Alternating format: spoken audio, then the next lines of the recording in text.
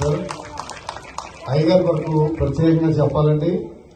బైబిల్లో ఉన్న వాక్యం యేసుప్రభు ఏది చెప్పారో వారు తెలుసో తెలియకో మాత్రం అదే జరిగేస్తున్నారు. చప్పలు పడదాం ఒకసారి. ఎందుకంటే ఆనందంగా ఉన్న ఇంటికి వెళ్ళడం కాదండి. నేను మొన్నటి నుండి స్టేటస్ చూస్తున్నాను. ఎవరికైతే ఒంట్లో బాగోలేదో ఈ యానాంపట్నంలో ప్రతి గృహానికి వెళ్ళి వాళ్ళని దర్శిస్తున్నారు. అలాగే అమ్మగారిని కూడా దర్శించారు. నిజంగా చప్పలు కొట్టండి. నాయకులు అన్న వాళ్ళు మాకు తీరుబడలేదు అనేసి వెళ్ళరు, మనం అంతా చూడరు. కానీ ఈ రోజున ఆయన వెళ్ళేది పెళ్లికి కాదు. ఎవరైతే మరణ స్థితిలో ఉన్నారో, దుఃఖ స్థితిలో ఉన్నారో వాదార్చి కొంతమందికి ధన సహాయం కూడా హాస్పిటల్స్ లో ఉన్న వారికి.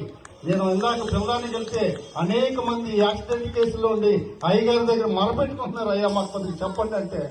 మరి యానాం పట్టణం చాలా అదృష్టం చేసుకుంది. ఎందుకంటే ఇలాంటి గొప్ప నాయకులు మనం కలిగి ఉన్నాం.